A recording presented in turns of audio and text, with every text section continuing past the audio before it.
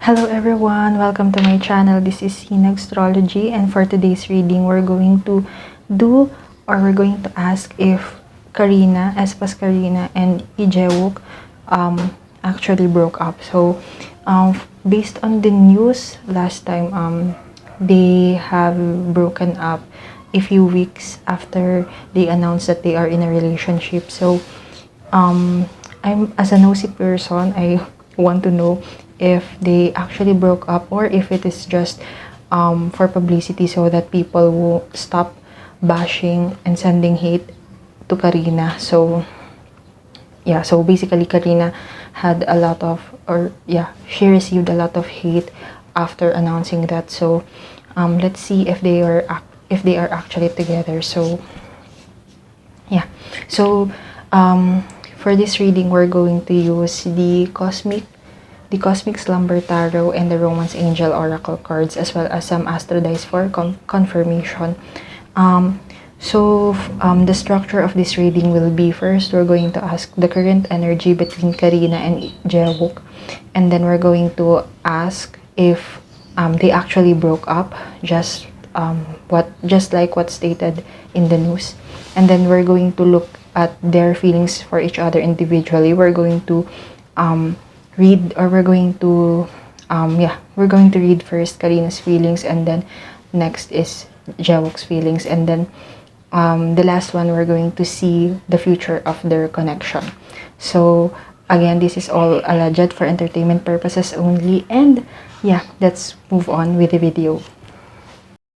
So for this first one, we're going to look at the current energy between Karina and Jaewook. So I'll be needing one tarot card and one oracle cards, and then I'll roll the dice for their current energy. So this is the current energy between Karina and Jaewook. So today is the day that I'm filming this is June 23, 2024. So for reference, so let's ask the current energy between Karina and Jaewook.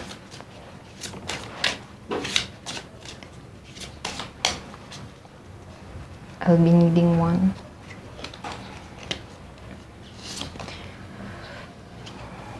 Current energy, 8 of Cups in reverse.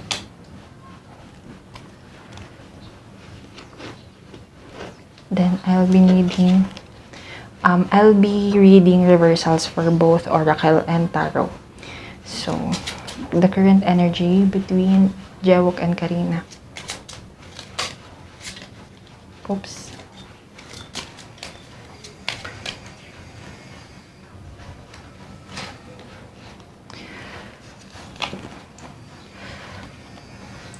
Let your friends help you. Ask for and accept support from others in reverse.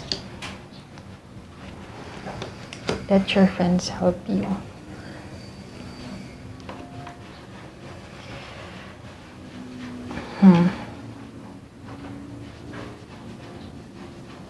Let me roll the dice. Moon in Scorpio in the 10th house. Okay. So the number one thing that resonates with me, or that I'm seeing right now, is that both this is like the energy between them, right? So they are actually in a limbo right now. They want to move on. I feel like one of them want to move on, want to move forward, want to leave this all behind, but can't. There's a block there. And this is definitely related to career because of the 10th house here. And with the moon in Scorpio here, it definitely affected the perception of the people. How their reputation was perceived by the people affected this connection. Would you let friends help you? I feel like their energy was stagnant, at least from what I'm feeling, allegedly for entertainment purposes only. The connection between them is stagnant, and the universe is letting them know to let others in, to let others help them in their predicament, and maybe those that have experienced the same thing, because obviously they are not the first celebrity K-pop couple that revealed that they were in a relationship. I'm hearing from the universe that let others, they should be open for other people's help, especially those who have experienced what they are experiencing right now. And I feel like both of them, or the energy between them, are closed off, because there's one person in here where I feel like that person thinks that this is totally over, like they couldn't go back to where it used to be. Yeah, so basically their energy is stagnant, like they don't know the energy between them, because they are not in the same page. Like one person wants to move on, wants to move forward, wants to leave it all behind, but can't do that for some reason, while the other person, I can feel yet the energy of the other person, and I can say maybe later in their individual readings we'll see who's whom. But right now I see one person wanting to leave this all behind but can't do that, and then the other one I can't feel yet. So that's the energy between them. Let's move forward with the question, did they actually broke up? So for the question, did they actually broke up, I'll be needing 2 tarot and 1 oracle. So maybe I'll start with the oracle. So just like a while ago, this reading I'll be reading reversals as well for both tarot and oracle. So did Jaewook and Karina actually break up when they announced in the news that they broke up?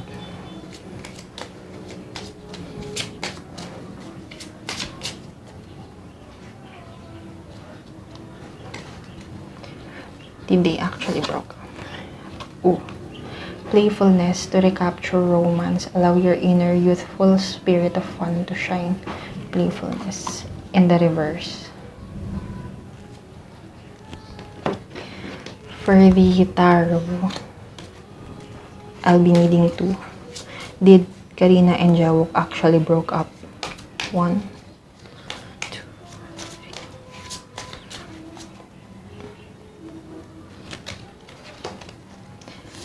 The first card is 10 of Swords.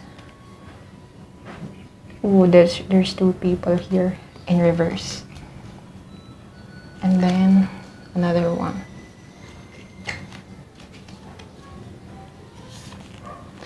Ooh, Swords. 9 of Swords. 9 of Swords in reverse as well. So for the astro dice,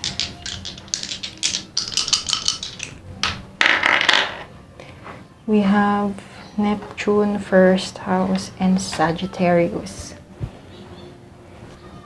So guys, I'm shocked because I didn't expect this, but from what I'm seeing here, I think they did actually break up. I didn't expect that because I thought maybe that it's a PR, it's a publicity stunt only. That's why I did this reading, just to make sure. But yeah, I think they did actually break up. I think the situation really took a toll on their relationship. Like they lost the playfulness, especially because they have only started dating, at least from what we know, not that long. So basically their honeymoon period got cut off, and with the first house and Neptune in here, it feels like the veil has been lifted, and they see that this relationship is not worth pursuing, at least right now in their career. Maybe in the future, but we'll see later in the last part of this reading with their future, if they actually would want this to continue. But right now in their career, I feel like this is not worth having. This is not the battle that they want to fight for. Like, this is not it. So with the 9 of Swords and 10 of Swords both in reverse in here, I feel like this decision, them breaking up, they're thinking that them breaking up breaking this connection with the two of them will ease the burden, because as you can see, the swords here are attacking, or piercing the people, right? The person in here. And basically they have been receiving a lot of hate on it. They have been you know what I'm seeing here? I feel like this is Karina, this is Jaewook, and Karina is the one who received a lot of hate, right? And from what she can see, if this is Karina's perspective, she's looking at this person, right? From what she can see, this person doesn't receive any hate from other people, but in reality, Jaewook is actually, as you can see here, right? Only one sword pierced on his back. I think Jaewook didn't want to break up. I think it is Karina who actually initiated, or not initiated necessarily, but Karina is the one who's like, I don't want this relationship. This relationship is not worth fighting for. Well, Jaewook, he actually receives a lot of hate as well, but he makes sure that it doesn't get through him. Look at these cards. Look at these swords here.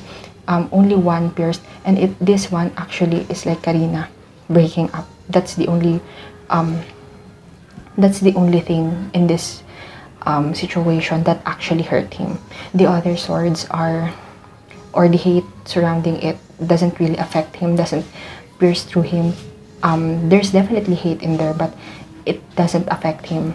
But Karina breaking up with him is the one that really hurts him. While Karina in here, and as you can see between these two, this one doesn't have any like fluids or any sign that the sword actually pierced, while this one, though we can see that the sword is pierced here, but it doesn't mean that the person is dead. Well, this one, there's a fluid in here that might say that it landed. Compared to the two here, both of them received a lot of hate, but I feel like Jaewook is the one who has the mental stamina or mental capability to not listen to the hate, and to I think he is assured with himself and with this relationship. While Karina is she takes the hate like a sponge, while Jaewook, and as you can see here, I think it is also what do you call this? I think Karina also, like, if Karina really wanted this relationship to prosper, she can actually do that. I feel like she's a sponge. She easily gets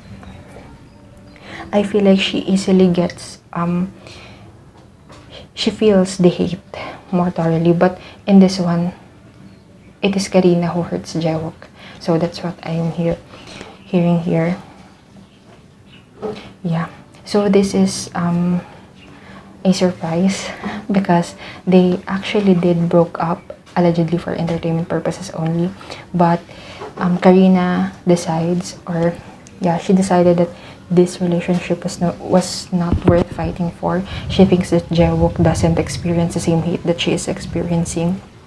But the reality is that she just takes the hate more because she accepts the hate, or she takes the hate like a sponge, while Jaewook has a more solid mental barrier wherein he does not easily take the hate, except that of Karina. So that's the only thing that hurted him during the situation. So let's now move on with Karina's feelings towards Jaewook now. So for Karina's feelings towards Jaewook now, we're going to get 3 tarot cards and 3 oracle cards, and ask the dice for confirmation as well. So what is Karina's current feelings to Jaewook right now? Okay, I need 3 cards, please. Universe and Karina's spirit guides. So the first one is Princess of Pentacles or Page of Pentacles.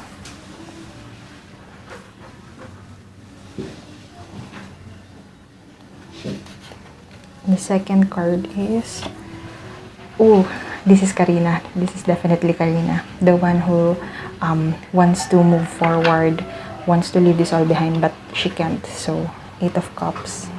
Let's see later more about it. The last one for Karina. Oh, this is definitely Karina, as it really feels like I'm a psychic. It aligns well, but yeah, Ten of Swords. And as you can see, all of these are upright, but let's get some oracle cards for additional confirmation. I'm sorry if you're shaking. Yes, I'll be taking reversals as well, so let's ask what are Karina's current feelings towards Jaewook?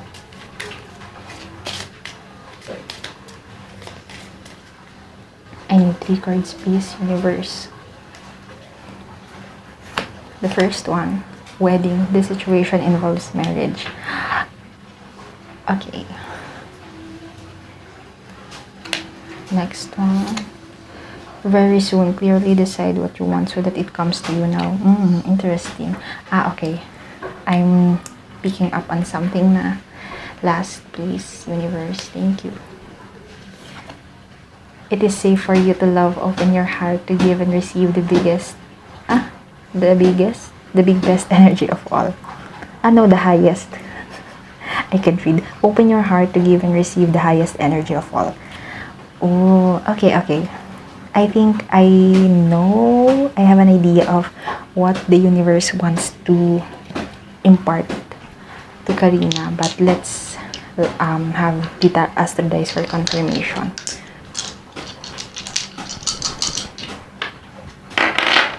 It's so noisy. So we have the 9th house, Aquarius, sorry po. And what's this? The South Node. Ninth house, Aquarius, and the South Node. Okay. Yes, so okay, so this is Karina's cards. Karina's feelings towards Jaewook is actually like very right here. So let's talk about it. So first of all, these 2 cards have presented itself a while ago, and I think that definitely confirms that the person that I was talking about a while ago is Karina. So as you can see, if you have watched, I hope you watched the first 2 questions. So both of these cards are in reverse, and right now we're asking Karina's feelings towards Jaewook, and both of these are upright. So from what I'm seeing here, let's start with the Ten of Swords.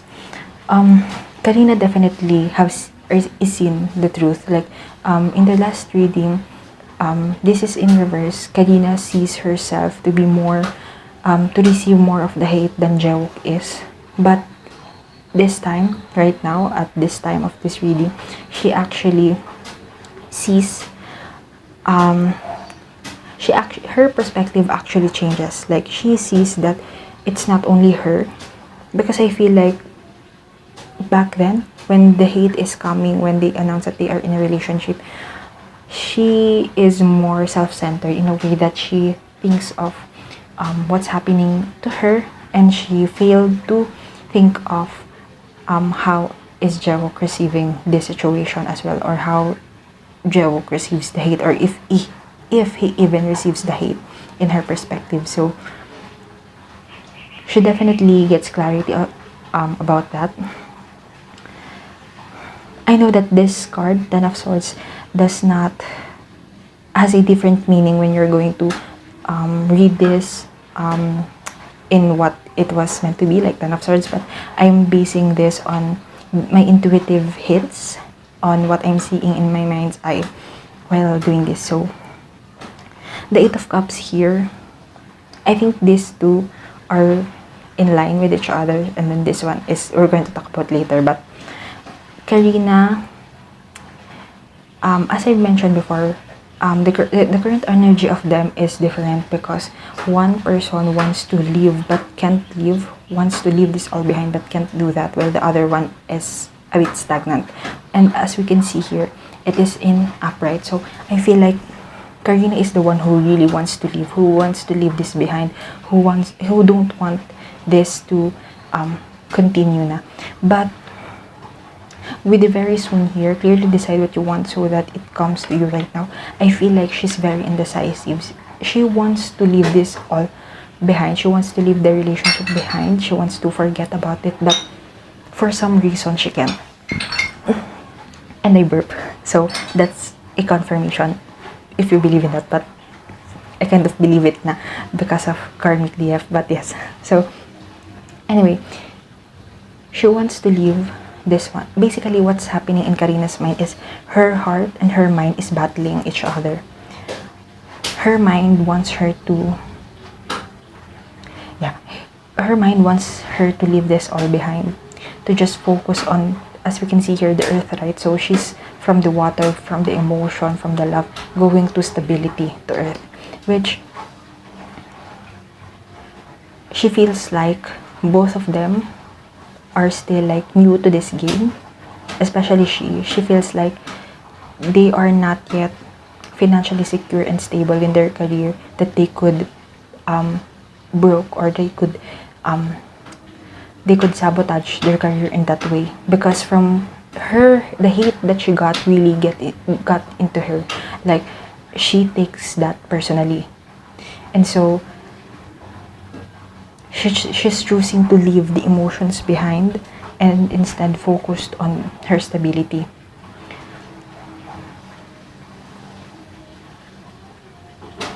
And with very soon here, clearly decide what you want so that it comes to you right now. She's in a predicament because she actually don't want. I feel like she's still invested with this relationship. It's just that she's invested with this relationship, but the hate is getting through her a lot.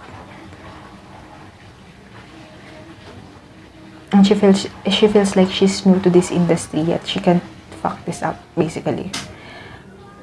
It is safe for you to love. This definitely jaded her. But with the wedding here, under the Princess of Pentacles, I'm really excited to see what they're going to be for their connection in the future, because Karina definitely see herself marrying Jaewook. But with all of this here, it stunts her, and that's why she's very she don't know what to do. She's in a predicament because she knows, she sees herself with him, but she's kind of jaded now because the fans, with Aquarius here as well, the fans are kind of taking the control, the wheel in her life.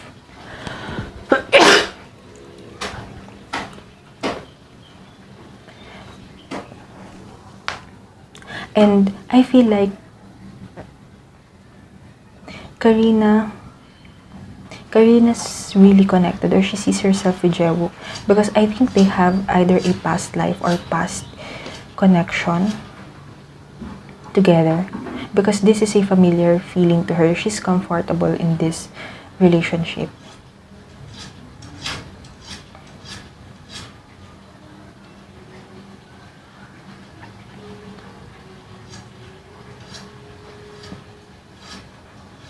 But you know what? From what I'm picking up in here, I think this situation between the two of them is meant to happen. If they actually will end up together, I think this situation is meant to happen. With the South Node in here and the Ninth House, I think this is, even if they are not the people who's going to end up together, but from what I'm picking up, this situation will really help Karina. This is like a stepping stone in Karina's love life. So this is somewhat still meant to happen. She needs to decide though of what she really wants to do. She's in the middle right now of wanting to fully leave this all behind, and focus on her money and stability. Or, I still don't know what is Karina thinking, allegedly for entertainment purposes only. What's the or in that? But, because I see her projecting in the future, but I don't see them, with at least in this Karina's energy, I don't see them getting back soon. Because I think Karina needs to work on her people-pleasing tendencies, because she wants to please the people, the public, the masses, even in her own relationship. And as we can see here, Karina is not sure of what she's doing right now in terms of this situation, because she wants to go here. She's from the water, right? And she wants to go to earth, stability, away from emotions. But she's here right now as well. And she's looking at here. She's looking at the water. She's looking at... So...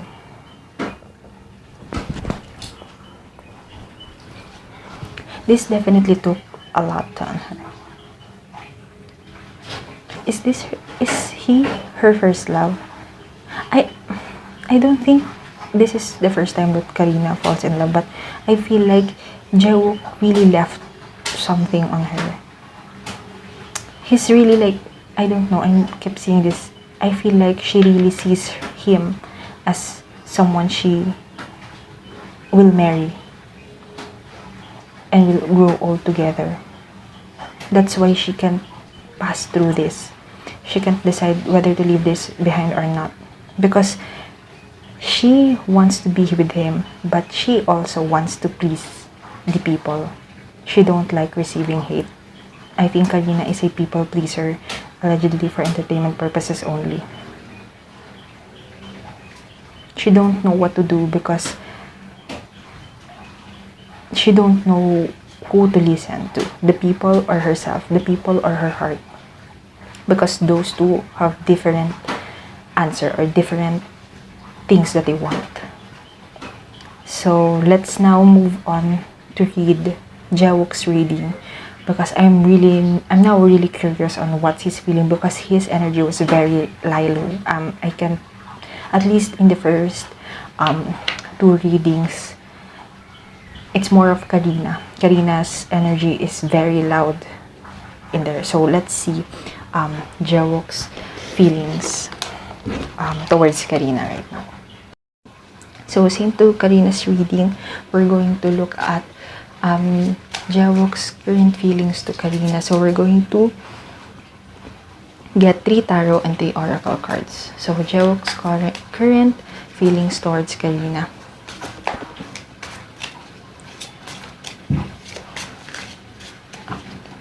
I need 3 cards, please, universe, Jaewook's higher spirit. First card is the Ace of Torches or the Ace of Wands in the reverse. Second card, please. The Four of Cups upright. Last card, please, for Jaewook's feelings card. Oh, Two of Cups upright. Hi. Let's now get some oracle cards. Jaewook's current feelings to Karina. Oops. I need 3 cards at me, please. It is safe for you to love. Open your heart to give and receive the highest energy of all. Next. Passion. Allow your heart and soul to sing with joy. And last. Very soon. Clearly decide what you want so that it comes to you now. Okay. They are mirroring each other in some way. let's have the Astro dice. Okay. So, oh, he also have his 9th house, Capricorn, and I'm sorry, Uranus. Let's see. Okay, so first of all, from what I'm seeing, both of them have these 2 cards here, very soon and it is safe for you to love. I feel like, okay, let's talk about it is safe for you to love. In Karina's case, the universe is telling her to, telling her that it is safe for her to love, but because in her case, she is more focusing on the, both of them basically are jaded because of this situationship. In Karina's case, it is because she values the public's perception more. She's a people pleaser, allegedly for entertainment purposes only. So, she sees her self-worth and her relationship as something that is to be molded by the public, and the public's opinion on her and her relationship is kind of the reality. That's what she's seeing, and the universe is telling her to that it's safe for her to love, to follow her heart. While on Jaewook's case naman, he's jaded because of this relationship, because Karina basically chose to listen to the public instead of her heart. That's why he's jaded with this situation, like with his feelings to Karina. I feel like he's now closed off to her. She's closed off to him because of other people, but he's closed off to her because of her actions. And I think he really loves Karina. He loves Karina, and this hurted him. With the 4 of Cups in here as well, I feel like he's trying to, maybe that's the reason why I can really like feel his energy at first in the first readings, because he's just like sleeping, like he don't want this as well. I mean, it's not that he don't want this. I feel like he's more of pretending that this never happened, like he's just there. But he definitely loves her, with the 2 of Cups here as well, and the passion. And I think he still loves her, allegedly for entertainment purposes only. It's just that he also, just like Karina, don't know what to do because he's already jaded, right? So he don't, and he loves her, but he's jaded because he feels like he can trust her, because from what he sees in his eyes, allegedly for entertainment purposes only, Karina is very malleable when it comes to public's opinions. So his thinking is that in Karina's case, she will prioritize, she will value the opinion of the public first, before herself, before him, before the relationship. And that's why he's very jaded towards her. And the very reason here, he don't know that's why he's kind of a stagnant energy, because he also don't know what to do. He don't know if this relationship is to be fight for, because even though he loves her, he feels like she can't fight for the relationship.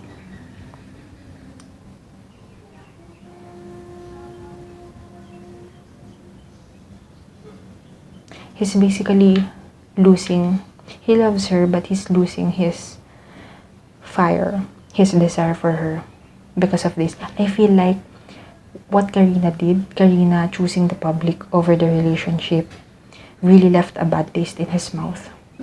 I think if he ever decides to be in a relationship with a public figure next time, I feel like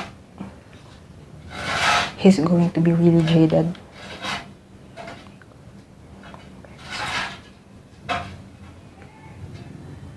With the 9th house here,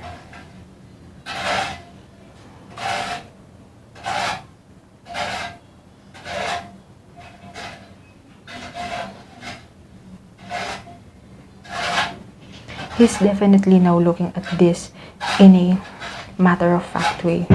He's trying to remove his emotions because he loved her too much, but he feels like that his love wasn't reciprocated, and that's why he's focusing more, or he's being more logical, more opposite of emotional. He's suppressing his feelings for her. And I feel like, just like in Karina, both of them actually, this is a learning lesson for them. This relationship is something that will teach them something for their next relationship. This is a stepping stone. I think both of them, with the 9th house, both in their readings, is that they will get something from here. For Jaewook, I think, from what I'm seeing in my mind's eye, he's going to be very particular when it comes to the person he's going to be with. I feel like he will not want to be in a relationship with someone who has a lot of influence, in a way that who's very famous, just like Karina. He's going to have a trust issues when it comes to celebrity person who's going to be with him. For Karina, it's basically in her people pleasing. Like, what matters most? The other people's opinion of your relationship, or you and your partner's opinion of your relationship and your future together? So they are both learning something from this situation. And I think Jaewook really loved Karina. And from what I'm seeing here, I think he loves her more than she loves him. That's why he's really hurt. Because he's already invested to her. I feel like the reason why Karina, this is channeling na ha, I feel like the reason why Karina chooses basically the public over her relationship is because she's not really sure of her feelings. Like, yes, she sees herself marrying Jaewook and marrying him, but I don't know, her energy is very like wishy-washy pa. Like, she doesn't know what she really wants. It feels like she's used to listening to other people's opinions and on how other people dictates her life. I don't know about her home life or family life, but I feel like she was used at an early age. She was used to just following orders from her parents, the people who's older than her, and that's why she's, even now that she's an adult, it feels like Karina is not sure about her footing. She doesn't know how to decide for herself because she grew up not doing that. She grew up with other people deciding for her, and she's just following their orders, allegedly for entertainment purposes only. That's why she doesn't know. She's not that sure about her feelings towards him. She sees herself marrying him though, but when it comes to, because from here I can see that Jaewook really loved her. That's why both of them are not in an alignment. That's why this relationship didn't work out. He loves her a lot. He knows his worth. Karina is not sure of her feelings of him. She's not sure of what to do. She's basically listening to other people on what's good or on what she's going to do. So yeah, let's now move on to the future of this connection. So for the future of this connection, I think we're going to do one tarot and one oracle, just like how we started, to mirror, you know. So yeah, let's ask the universe and Karina and Jaewook, spirit guides and higher self, right now, June 23, 2024, what's the possible future for this relationship, for their connection?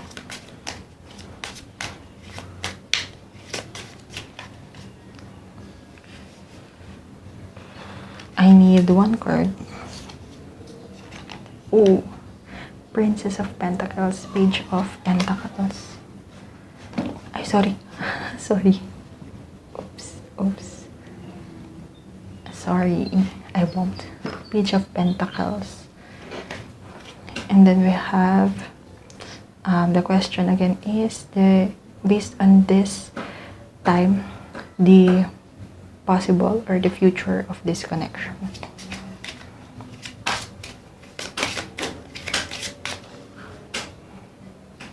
I need one card. Heart-to-heart conversations. Honestly discuss your feelings with each other.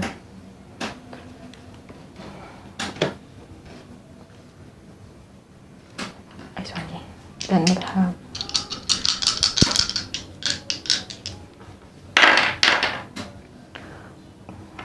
Mercury. Oh, the second house, Capricorn.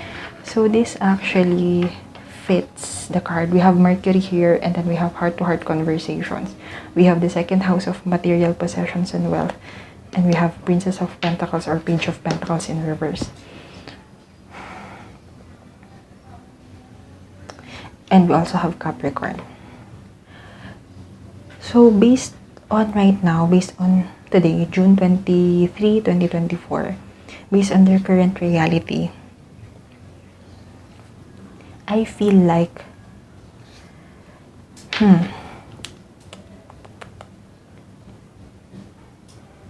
they will definitely talk. They will, at least based on their current energy, the future, the possible future that can come for this relationship is that they're going to have a conversation, a heart-to-heart conversation. But you know what? I'm feeling like this is not right now. Like this is going to happen sometime in the future. Because with the Mercury here, I think that it needs both of them to have worked with their communication and with their to internalize what happened. Basically, this Karina needs to be at the same page as Jaewook when it comes to understanding her emotions, because Karina, at least from what we have read on her current energy, is that she's wishy-washy. She doesn't know what to do. She don't know how to decide for herself. But this time in the future, from this situation, that's why I'm saying that this will probably happen, not right now. Like, it will definitely take maybe years, because Karina needs to overcome her people-pleasing tendencies and really have the backbone to decide for herself. But when she has that, they will definitely have a conversation about it. Though from what I'm seeing with the Page or Princess of Pentacles in reverse in here, I feel like it's too late na. From what I'm seeing based on the energy right now, their future is non-existent, honestly. The most that they can do is to talk about the relationship and talk about the past, because as we can see, the Page of Pentacles in here is looking right here in the left side, so in the past. Yeah, I think that's the most that they could do, to talk about the past and what happened in their relationship. But I don't feel like they're going to be in a relationship in a way that they, at that point in time, they will be talking about the relationship, but their focus is still on their career. with the Capricorn here in the second house and the Page of Pentacles in reverse, they'll be focusing still with their career and their financial stability. I don't see any love here. I see communication, but other than that, there's no love. I feel like this relationship is a lesson for both of them. Is it karmic? I don't know if that's the right term, karmic relationship, but this relationship is not the end, or not they're happily ever after, I think. Yeah. This is basically just a phase in their life and a stepping stone to their higher self, finding their counterpart. So yes, I think that's all for this reading for Karina and Jaewook's reading, if they actually broke up together. So I'm quite surprised, I'm quite shocked that they actually did break up. And yeah, I don't see, at least right now, I don't see, I mean, you know, everything can happen, like things change, people change, so maybe they're going to change their mind, but at least from their energy right now, this is like the most probable future that will happen to this relationship or connection. So thank you so much for watching this video. Thank you so much to Karina and Jaewook's higher self and spirit guides for allowing me to tap into their energy and for me to conduct this reading. And thank you to the universe for helping me with this reading, for connecting me to the universe, to the source. And thank you so much for watching.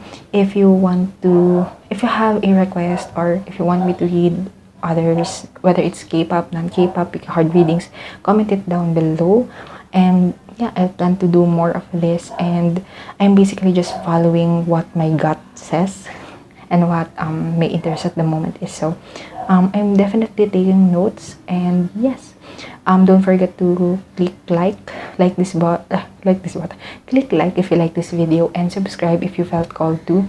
And yes, stay tuned for the next readings to come, and I'll see you on my next one. Take care. Bye bye.